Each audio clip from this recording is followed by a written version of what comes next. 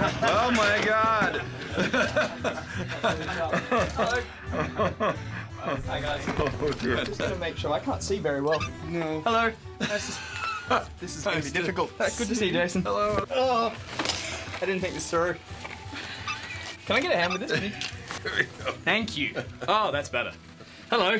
Hi. Do you like? I've gone with a look. I can see that. It's a bit of a pick and mix of the armor. But let's talk about the game. Yeah. Now, For Honor, it's kind of bastardized history a bit, hasn't it? A bit. Whose idea was that?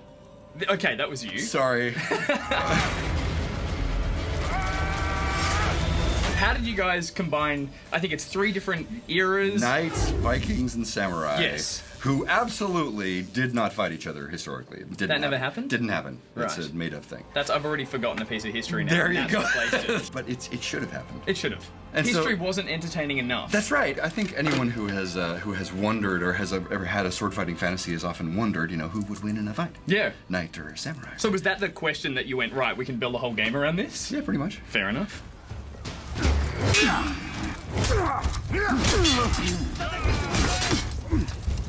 We went then deeper and we said, hey, we can create a world with that concept, and we've got this world where these great medieval legacies sort of grew for thousands of years, and then this horrible cataclysm struck and sort of reset the board, and now they've all been sort of smashed back together, and now they're growing back out of that horrible period of darkness, starting to bump up against each other, right? Mm-hmm. Surrounded by all of this war technology and these amazing castles from their ancestors, right? And they're just starting to figure out how they all work.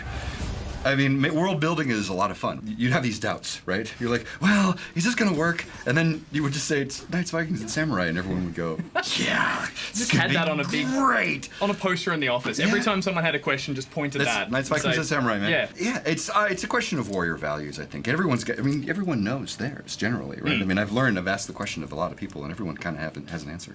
You have the knight gear on. Look, but that may have again, just been the let's stuff not draw you're buying attention around. to what is... Your amazing not- outfit. I am wearing leg armor on my arm. Those are but leg pieces. that's Those just- are shin guards. Those are shin on guards. Your... No one's ever tried to wear them on it's their arms. amazing. So, look, I'm probably going to go Viking every time, just because, I mean, the beard. How can you go past it? That was another question I had. Like, is the beard a big part of the sword and board hack and slashery? For the Vikings, absolutely. Good.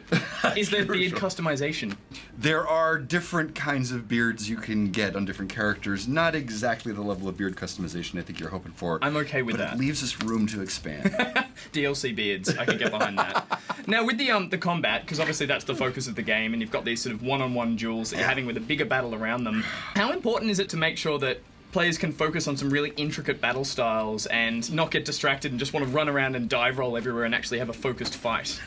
Well, the whole core of the game is that art of battle, that lock on, you and me fighting, right? That's really where the game sort of comes to life, right? We have a 1v1 duel mode where you can just do that, and people love it, right? They love to just go at it with that way. One of the great strengths of that Dominion mode and that style of play is that you can kind of do whatever you want, right? Like, as long as you're swinging your sword at somebody, you're earning points, right? As long as you're in the battle in some way, you're helping your team win. And so it was finding a balance so that we had activities for all different kinds of players. You have those hyper-aggressive hunter-killers who are going after other players. You have the action people who want to get in there in the middle of that lane. What do you have for the guy who just likes to dive roll around the battle and just try and confuse people? If what you're doing is occupying other players on the enemy team, if you're preventing them from scoring, that's kind of the same thing as adding score to your team, right? Yeah. So, I mean, it's an effective tactic. It's a tactic. If All you- right. I mean, it's taunting, right? It's live trolling. Yeah. Right? So if you can get them to follow you around, good on you. Yeah, fair enough. Did you guys draw on any other games that have focused on sort of that sword fighting mechanic, things like War of the Roses, even Dark Souls to an extent? Are you a fan of those games? I've played everything in this genre and always Sure. have. I mean, I have the original Bushido Blade disc sitting on my mantle at home, right? I mean, this is it. This is the game, right? Yeah. This is the...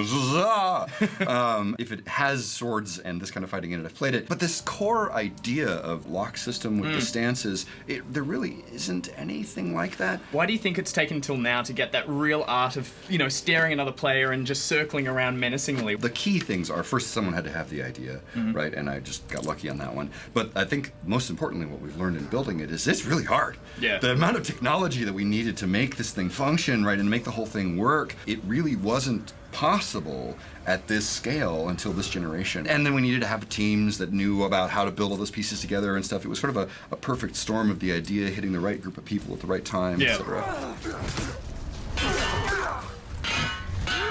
I think the secret sauce inside For Honor is that when you pick up that controller and you lock on and you start moving that sword around with the stick, right? You start to swing.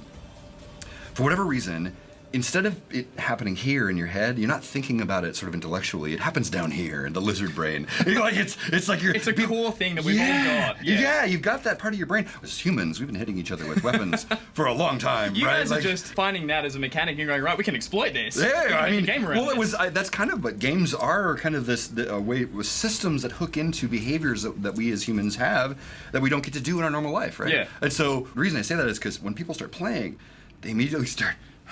Yeah. Right? And that's really, you can see when people are really engaged and they believe it and it's coming from their lower brain, right? I think it's you start to see it in their body. Well, this isn't the first time you've experimented with sword play in games. Obviously, you worked on Red Steel 2. I did. Was there anything that you took from that development into this? The team, Sure. it's like a huge part of the Red Steel 2 team came over. A lot of the expertise and just the experience of what makes hitting things fun, right? We really brought that with that whack experience, Yeah. right? How to make that really, how that really satisfied. Did you guys go and get hands-on with this kind of stuff? Yeah. Oh yeah. Was it research? Oh yeah. Yeah. Yeah, we have a whole rack of like wooden. There's a sword in your cane, isn't there? You know, if I could get away with it, there absolutely would be. I mean, you know, I was going to Ren fairs when I was a kid. You know, I got hooked on this when I was 6. Yeah. Right? And I mean, I've had collections of, you know, wooden weapons at my house for as long as I can. I mean, I'm that guy, right? Yeah. So it's not going away. It's not. I mean, look at what I've did. This is what I do with my life. I make sword fighting games. Exactly. Jason, thanks so much for talking to us. Absolutely. I'm going to just sort of quietly try and slink out of here. Good Can luck you help me with put that this. on? Yeah, this is If gonna I do be a that, thing. if I just... It's, look, again, it's not Okay. the right...